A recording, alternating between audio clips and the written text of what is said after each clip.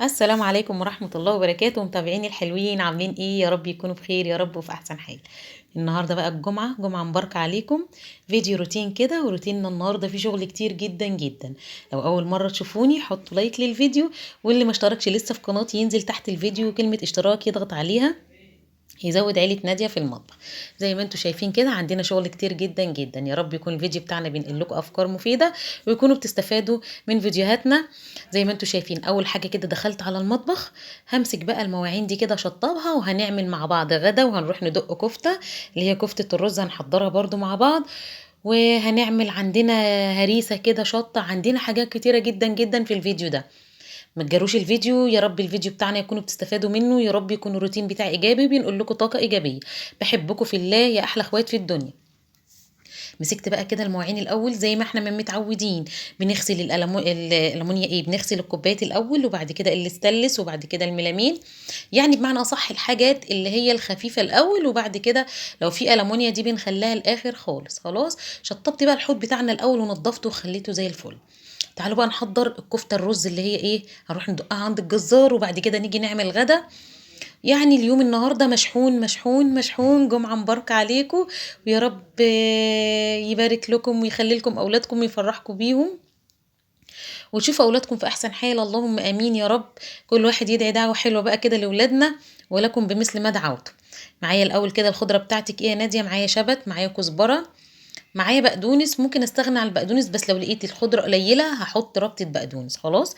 لان الكفته اللي هي كفته الرز دي بتحب يعني بحب احط لها كزبره وشبت بس. بصوا بقى كده الاول ايه، نقعت الخضار الاول في ميه وخل. بحب اعقم اي خضار جاي من بره، بعقمه بحبه خل.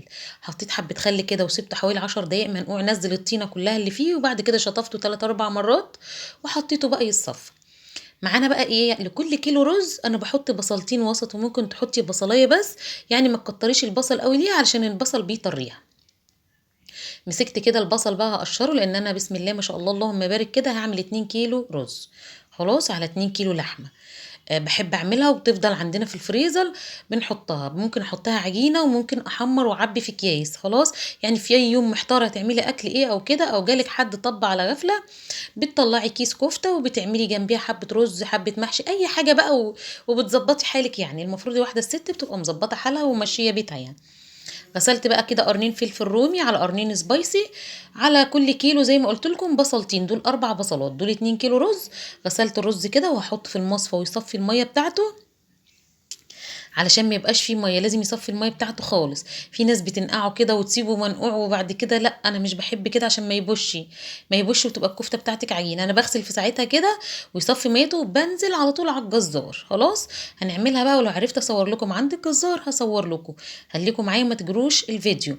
كده بقى ايه، انا بحط الكيلو لكل كيلو كفته كيلو الا ربع من الرز، والربع كيلو التاني بعبي مج مكرونه او لسان عصفور او شعريه. اهم شيء تكون اي عجينه من عجينه المكرونات خلاص. بتخلي الكفته بتاعتك فيها مطه كده وطريه وجميله قوي. جربوا كده وقولوا لي ايه رايكم في الكومنتات. حطيت التوابل بتاعتنا، فلفل اسمر، بهارات مشكله 7 بهارات، كزبره ناشفه اساسي، كمون، وحبهان. لو عندك بقى ورق لورا ممكن تحطي واحدتين ورق لورا. كل ده بيطحن في المفرمه، بس انا مش عندي. مسكت الخضره بقى قطعتها كبير. كل ده يا جماعه هيدخل المفرمه هينعم خالص خالص. خلاص كده الرز بتاعنا الصفى، وحطيت الملح. لكل كيلو رز معلقتين صغيرين من الملح. جربي كده وقولي لي ايه رايك في الكومنتات. والله العظيم مقادير مظبوطه جدا جدا. ولكل كيلو رز بتنقسي ربع كيلو، يعني بتنقسي مج رز وتحطي بداله مج مكرونه او مج لسان عصفور او مج شعريه. اهم شيء اي حاجه من عجينه المكرونه. خلاص كده حطيت بقى البصل. كل كده ايه جاهز ال 2 كيلو. يلا بقى تعالوا نروح عند الجزار. معرفتش بقى اصور لكم لان في ناس بتقبل التصوير وناس ما بتقبلش. زي ما انتوا شفتوها كده انا جبتها من عند الجزار، وبعد كده رحت معبيها في اكياس على قد الطبخه. بحطها بقى كده في الاكياس في الفريزر.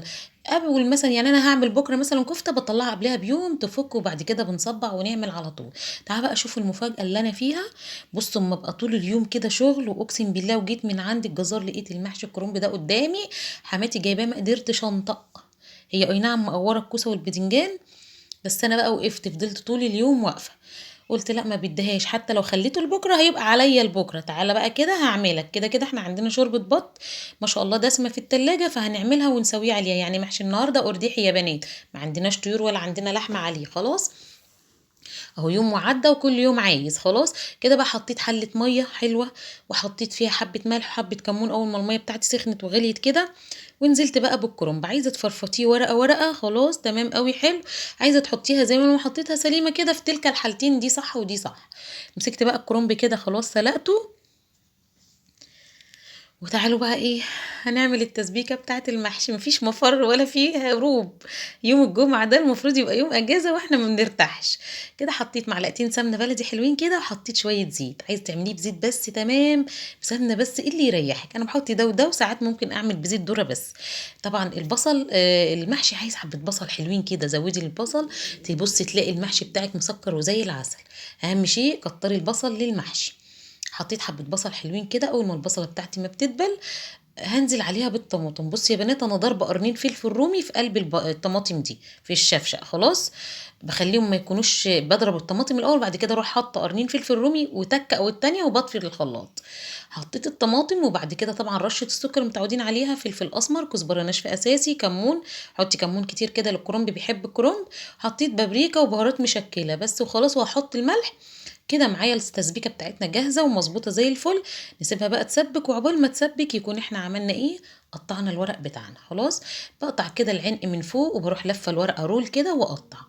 بقطع بقى كده على طول سريع سريع، معلش سامحوني انا بجري الفيديو عشانكم والله، علشان الفيديو طويل زي ما قلت لكم، احنا ما شاء الله الفيديو ده فيه حاجات كتيره جدا جدا عاملينها النهارده. يلا بقى كده ادعوا لي دعوه حلوه من قلبكم، ربنا يعيني ويقويني ويعينكم ويقويكم ويعين كل واحد على الشيله اللي هو شايلها، اللهم امين. ربنا يا رب يبارك لكم في صحتكم، يخلي لكم اولادكم، ويخلي لنا اولادنا ويبارك في عمرنا ويفرحنا بيهم ان شاء الله، ويعوض صبرنا خير في عيالنا يا رب، عن كل حاجة احنا بنعملها وعن كل حاجة احنا مستحملينها بجد، يعني الحمد لله على كل حال. يلا بقى دعوة حلوة من قلبكم، اكتبوا لي في الكومنتات بقى كده دعوة جميلة كده، ربنا يفرح قلوبكم يا رب. كده التسبيكه بتاعتنا اتسبكت زي ما انتم شايفينها كده، ولونها احمر وجميل. تعرفي ان هي اتسبكت ازاي؟ لما الايدام بتاعك دوت يبقى على وش التسبيكه، التسبيكتك كده حمرا وزي الفل. غسلت 2 كيلو من الرز، هشوح بس الرز مش بنشفه قوي يعني، يا دوبك دقيقتين على النار. وبعد كده التركيه بتاعتي اللي انا معوداكم عليها، بعد ما الرز ما بيتشوح في التسبيكه كده بحط شويه زيت ذره كده، بيخلي الخلطه بتاعتك بتلمع والمحشي بتاعك ملوش حل. حطيت بقى الخضرة بتاعتنا، انا بحط للمحشي شبت وكزبرة بس، ما بحطش بقدونس. هقلب بقى الخضرة، بس طبعا بعد ما قبل ما بقلب الخضرة بسيب الرز يهدى شوية من السخونية، علشان الخضرة ما تغمقش في قلب الخلطة خلاص. قعدت بقى في الارض لاني فصلت خالص. كده بقى هعبي الكوسة والباذنجان الاول، وبعد كده هنلف الكرنب.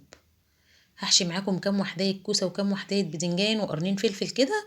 وتعالوا بقى نعمل ايه، نحشي بقى ايه الكرنب. كده خلاص الكوسه والباذنجان والفلفل جاهزين. بحط بقى في الحله اللي هلف فيها الكرنب، في قاع الحله العروق بتاعه الكرنب. حابه تحطي بصل وجزر تمام، بصل وطماطم اللي يريحك. في تلك الحالات دي كلها كله بيبقى زي الفل، واهم شيء النفس خلاص. كده خلاص انا لفيت بقى، بحط من تحت كده في قاع الحله سطر اخضر الاول. بحب احط الاخضر من تحت، وبجد بحب الورق الاخضر ده قوي قوي قوي في المحشي، بحس ان فايده الكرنبيه كلها في الورق الاخضر ده. بصوا انتوا عارفين، انتوا متخيلين ان الساعه كام؟ والله العظيم انا جايه من عند الجزار بعد المغرب، يا دوب دخلت المطبخ لقيت العيشه بتقول الله اكبر. فطبعا ما ينفعش كده كده هقف اعمل غدا، فكنت هاجل المحشي بكره، قلت لا هعمله بالمره ويلا خلينا نخ. واللهم بارك، يعني ربنا بارك في الوقت الحمد لله، وانجزت بسرعه. الشوربه بتاعتنا دي شوربه بط، حطيت عليها معلقتين صلصه كنت شايلاهم من التسبيكه، وسقيت الكرنب، وادي سقيت البتنجان. الكرنب ما بتسقوش وتعوميه شوربه قوي، يعني بص اول سطر ده ما بيكونش الشوربه طايله خلاص.